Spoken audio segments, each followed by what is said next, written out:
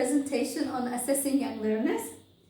As you know, in traditional learning contexts, assessment mainly focuses on content, content goals, which are content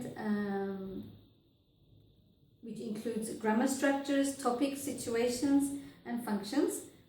But is this what we really want, or what we aim for? I would like to say no, because we believe that the learning situation that we create, especially for young learners, should provide a foundation for future learning. Let's take a look at the video to demonstrate this. Sorry.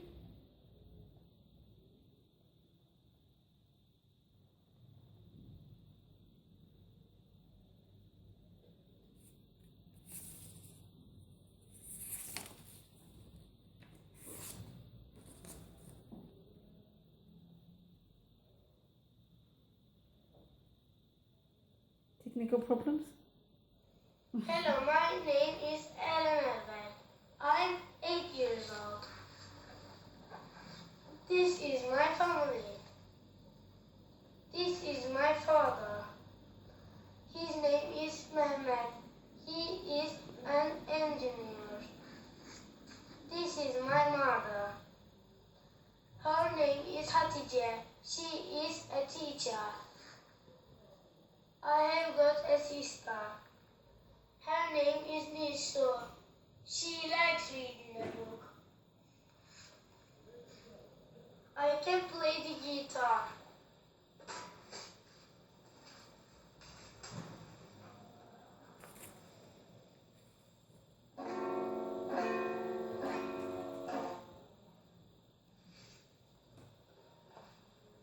My favorite book is Saftirik. I like reading a book.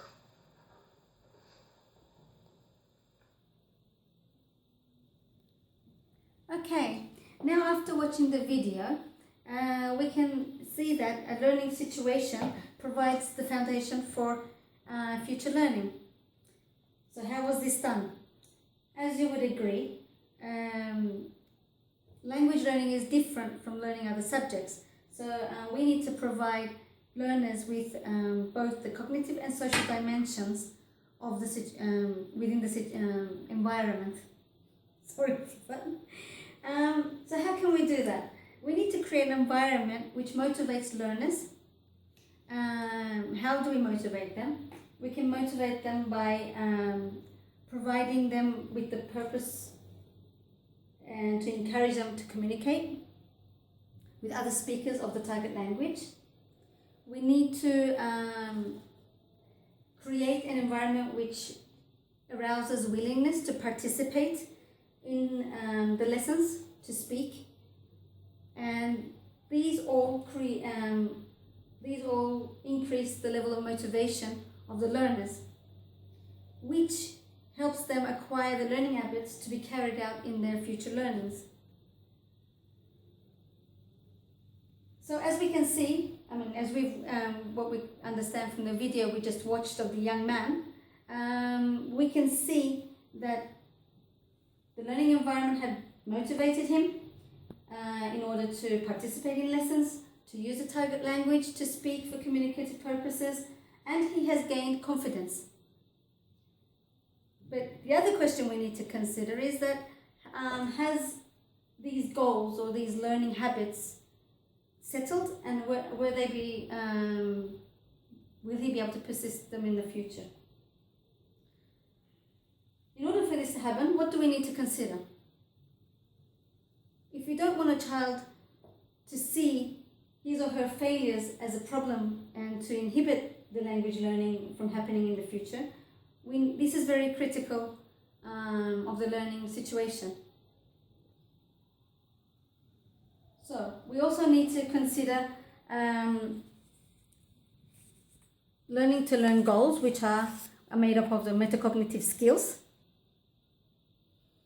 which are an addition, which come along with the cognitive and social dimensions of the learning environment. So what do these metacognitive skills include? They need to actually foster a learner's independence, awareness, and reflectivity. Sorry. And this reflectivity takes place while they do homework, which is part of their neat organization, revision, clear handwriting, which are skills which aren't testable. So, if they're not testable immediately, how can we see them taking place? We need to be able to, we want learners to achieve these type of skills as well, but we need to incorporate them in different parts of our environment and in different parts of our assessment.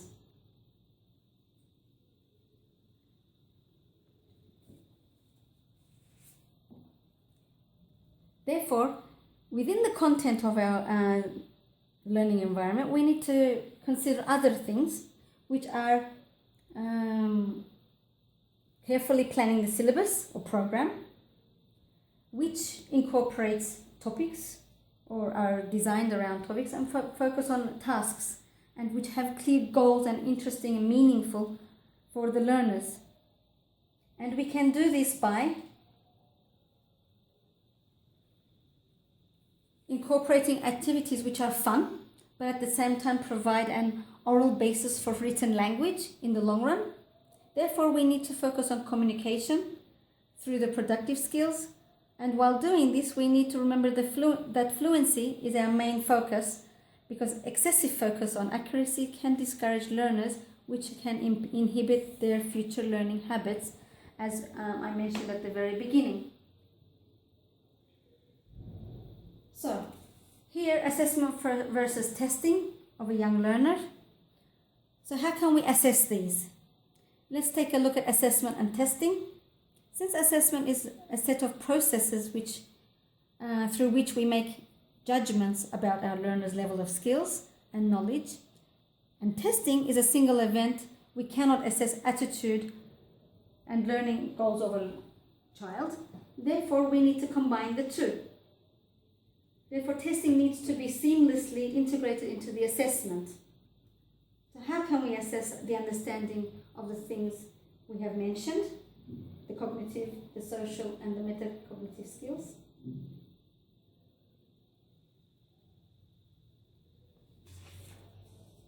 It's a slow process. So students need to be trained on how to cope with the processes in the best way that they can. They need proper learning habits, such as learning to learn. As you can see from here, you need a clear criteria, which is clear to the students, parents maybe even, the teachers. It needs to be formative in the sense that we need to provide frequent feedback to students on their developmental skills. It needs to be measurable. And again, we need to focus on fluency rather than accuracy to make sure that we are encouraging learners to continue their learning. So in practice, what should be involved in the assessment process? In the assessment process, we need to involve the learners. So how can we do that?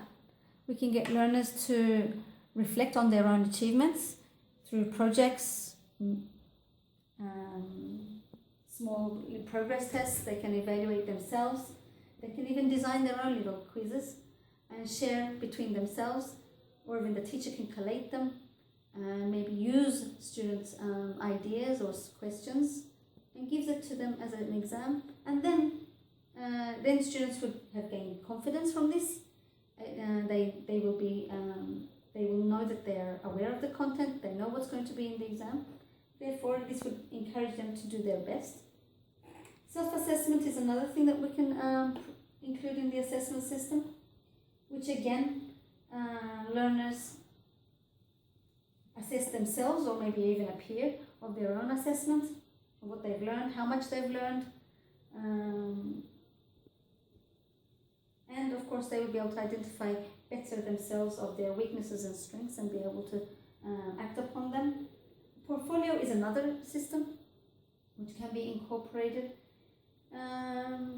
Portfolio can be a collection of work and usually does include a collection of the work which best represents their abilities.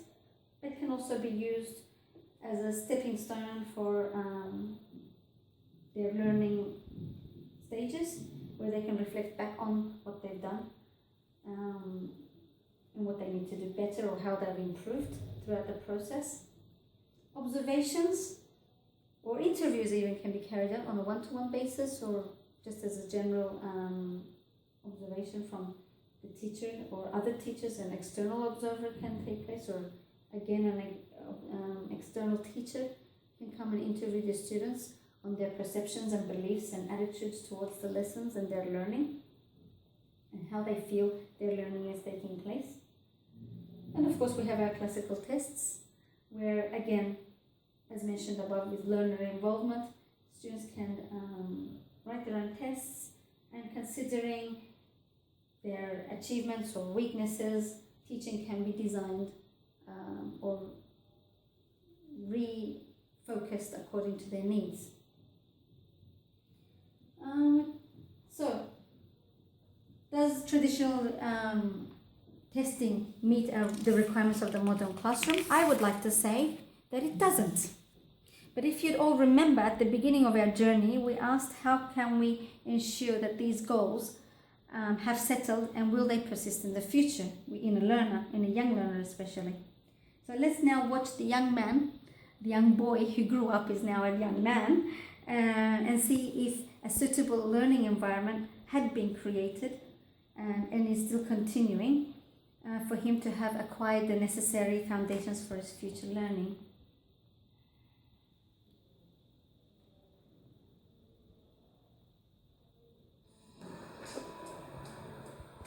Over the last few years, there have been some changes in tourism sector.